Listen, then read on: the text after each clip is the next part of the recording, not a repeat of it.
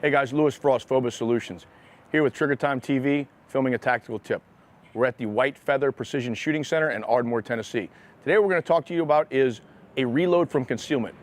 It's primarily an empty gun reload or a speed reload from concealment.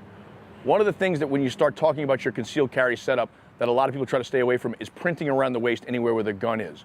So even if we start inside the waistband carrying stuff, depending upon your build and where you choose to carry, carrying that secondary magazine or that second magazine inside of your waistband can cause you to protrude or print. Even worse when you start carrying on the outside of the waistband. So what you've seen is a lot of people start carrying them in the pocket. So what we see a lot of times in classes is guys will unload their pockets, they'll come to class, they'll place that second magazine inside of that non-dominant pocket, place it in there, and it's real easy. All day they have no problem conducting that reload without any issue. Well, the minute they go to leave, what happens? They start putting their keys, their wallets, their cell phones, or God knows what else inside of that same magazine, the same pocket they spent all day reloading and storing that magazine in. Well, now when you go to reach in, now what you have is you have your wallet, your cell phone, your keys, your chapstick, or whatever else inside of that left pocket or that non-dominant side pocket. So what we encourage is simply to place your second magazine on your person in your non-dominant side rear pocket. If you place your wallet next to it, it keeps it in the support position. It keeps it easily indexable, and you can orient it to where your bullets are always facing centerline. So when you draw it, what you're gonna find is now we're able to index that with no problem. So this is always right there. So when you store it back in your body, no big deal, back in you go. So the drill we're gonna run, guys, should look something like this. We're gonna draw, we'll fire till the gun runs empty. The way we're gonna set this drill up is this. We'll have a beginning magazine with 2, 3, and 4 rounds. So we'll shoot however many rounds it takes till the gun runs empty, conduct a speed reload, and then engage the target with 2 additional rounds. So we'll run that for each one of those 3 magazines until we're rounds complete. We'll put it on a shot timer so you can see the different times, because one of the problems you have when you start gaming these drills and running it with a single round reload 2 rounds is you start gaming the drill. You start getting ahead of yourself and starting that reload before the gun has truly told you what's wrong with it. So guys, I hope you take it a lot from this drill. Thank you for tuning in to Trigger Time TV. For any more information, see us at phobossolutions.com.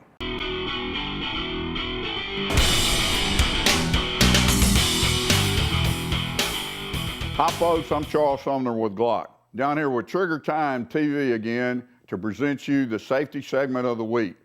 What we want to go over this time is safety with children in the home. And one of the ways to do that is take away the curiosity from the child. They're naturally curious about firearms when they see you with one, you bring one in the house. So you have to introduce that firearm to a child, show them how to make it safe, and show them how to clear a room. When I say clear a room, to make sure the room is safe and nobody else is in there when they're looking at the firearm.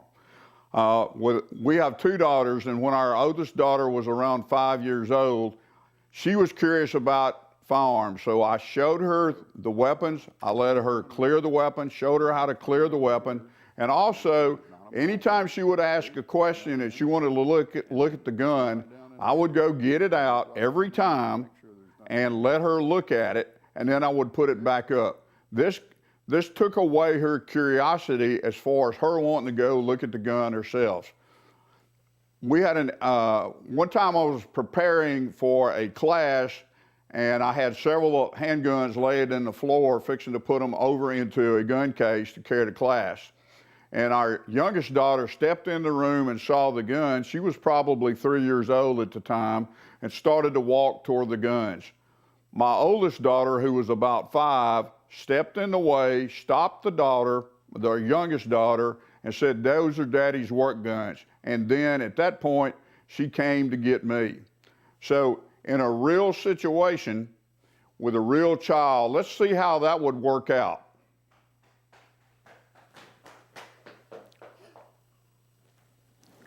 Very good. You sit right there. As you see, she spotted the gun. She told me about it. Now, she didn't have to go in into another room, but she told me about it, and I'm securing the gun. I'm Charles Sumner with Glock, and this has been your safety segment for Trigger Time TV.